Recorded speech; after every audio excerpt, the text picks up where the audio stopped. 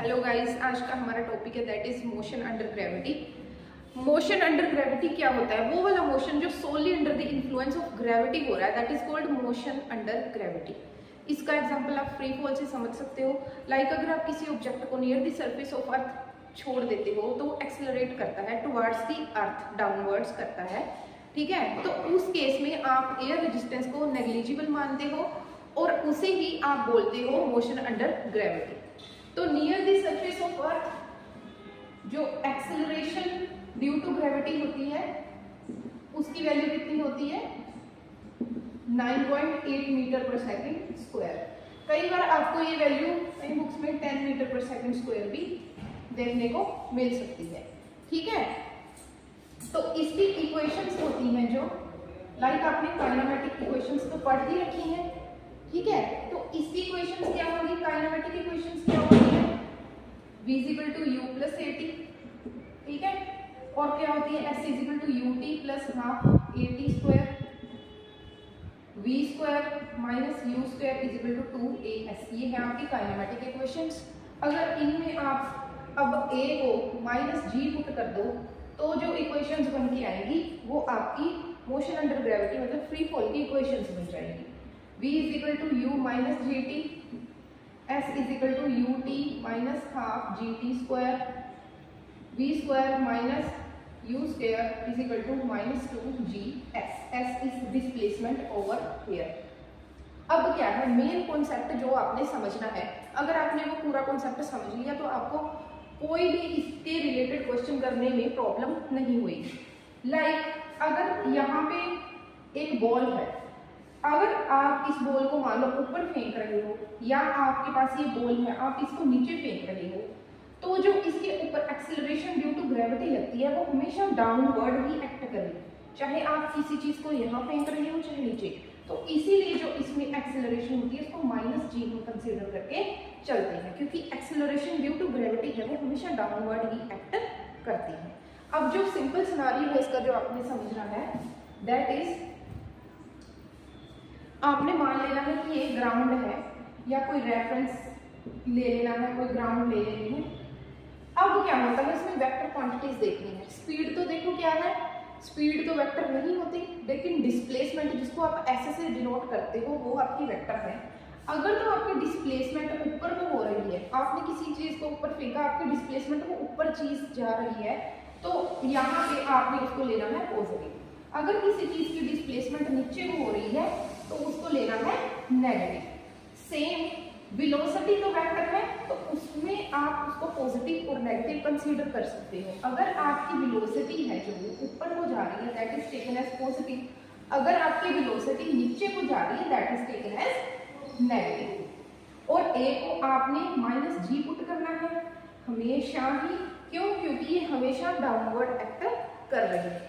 अगर अब आपको ये सिंपल सा समझ आ गया है तो अब आप इजीली इससे रिलेटेड जो न्यूमेरिकल है उनको सॉल्व कर सकते हैं। ठीक है, रिलेटेड न्यूमेरिकल है a ball is thrown vertically upwards with the speed of 19.6 metre per second from the top of a tower. It returns to the ground in 6 second. Find total displacement covered by the ball. मतलब कि वो कितनी displacement की तय करी है उसने, कितनी दूरी। अब इसके अकॉर्डिंग क्या है कि एक टावर है, यहाँ से क्या है बॉल को फेंक दिया है। अब देखो कितनी उसकी स्पीड के साथ करता है, मतलब इनिशियल वेलोसिटी कितनी थी उसकी? 19.6। अब मैंने क्या बोला था, जब वेलोसिटी ऊपर को हो, मतलब यहाँ पे अगर आप रेफरेंस मीन पोजीशन मान रहे हो, अगर वेलोसिटी ऊपर को हो रही है तो यहाँ पे इनिशियल मतलब कि इनिशियल वेलोसिटी पॉजिटिव मानी जाएगी 9.6 मीटर पर सेकंड। उसके बाद यहाँ पे जाके फाइनल कहीं ना कहीं जाके उसकी जो फाइनल वेलोसिटी है 0 हो गई, वो रुक गई, और 0 होने के बाद में क्या हो गई? नीचे आ गई। उसने टोटल डिस्टेंस कवर किया होगा और ये टोटल टाइम जितना उसको नीचे आने में लगा है ये कितना लगा है? 6 सेकंड। तो यहाँ पे क्या है टाइम कितना है? 6 सेकंड। अब मुझे पता है ग्रेविटी तो एक्सेलरेशन ड्यू टू ग्रेविटी नीचे को ही एक्ट करती है, इसलिए जितने भी काइनेमेटिक इक्वेशन है उसमें हमने पहले ही माइनस जी पुट करके रखा है। तो यहाँ पे g कितना होएगा? ऑब्वियसली माइनस जी पुट कर देंगे। ठीक है, और डिस्प्लेसमेंट कितनी दूरी उसने तय करी है वो हमें क्या करना है? पता करना है। फाइनल वेलोसिटी हमें पता है एक पॉइंट पे जाके वो रुकी होगी और उसके बाद दोबारा नीचे आ गई होगी। तो इसके लिए क्या करना है, हमारे पास क्या है, s is equal to u t plus half a t square. A की जगह तो हम पता है क्या रख देंगे, u कितना है 19.6, ठीक है, और आपका ये कितना है, टाइम कितना है 6 प्लस हाफ, इसकी जगह minus g t square, T कितना है 6 का स्क्वायर, ठीक है। ये कितना आ जाएगा 117.6 प्लस हाफ, जी की वैल्यू अगर आपको 10 दी है तो 10, अगर इसमें मेंशन नहीं किया है तो आप 9.8 टी रखोगे इंटू 36, ठीक है। तो कितना 117.6 प्लस ये कितना आ जाएगा, काट के इसको यहाँ से कैंसिल कर दोगे 18, तो ये कितना आ जाएगा -9.8 इंटू 18, ठीक है। बाद कितना आ जाएगा, ठीक है, तो आपके पास आ जाएगा -58.8 मीटर। अब ये नेगेटिव साइन क्या शो कर रहा है कि जो उसने डिस्प्लेसमेंट कवर करी, उसने जो कवर करा वो नीचे को डाउनवर्ड पोजीशन में कवर हुआ, इसलिए यहाँ पे जो नेगेटिव साइन है आएगा। तो डिस्प्लेसमेंट बेसिकली क्या था, एस हाइट भी थी, तो कितनी हाइट तय करी उसने 58.8 मीटर। तो यहाँ से आपको नेगेटिव साइन से समझ ही आ गया होगा जो हमने सॉल्व करा था। अब करते हैं दूसरा न्यूमेरिकल। अब सेकंड न्यूमेरिकल ले लेते हैं।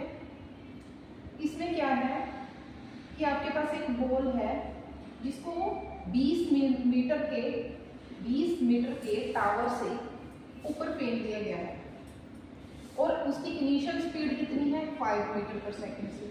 अब आप इसमें बताना है कि मैक्सिमम डिस्टेंस जो बॉल कवर करके आई है नीचे, मतलब उसने मैक्सिमम कितना डिस्टेंस कवर करके वो वापस आई है, मतलब एक तरह से उसकी डिस्प्लेसमेंट, उसकी हाइट आपने बतानी है। ये वाली चीज आपने मैक्सिमम बतानी है, और जब मैक्सिमम की बात करी जाती है तो वो आप ग्राउंड से ही बताते हो।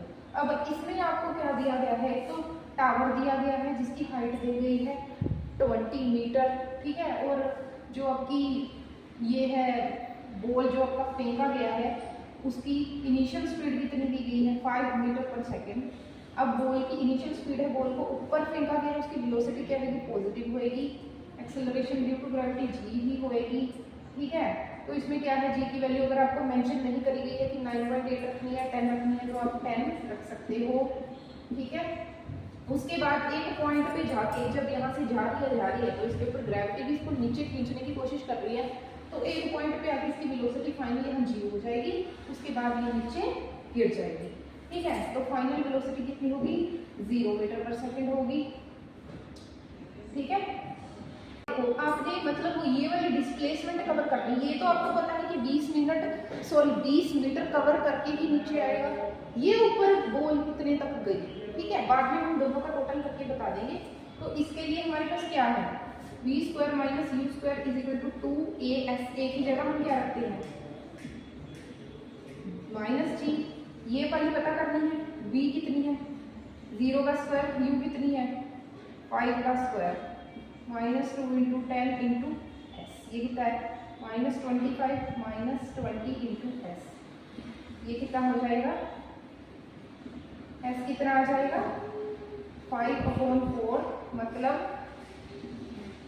1.25 मीटर।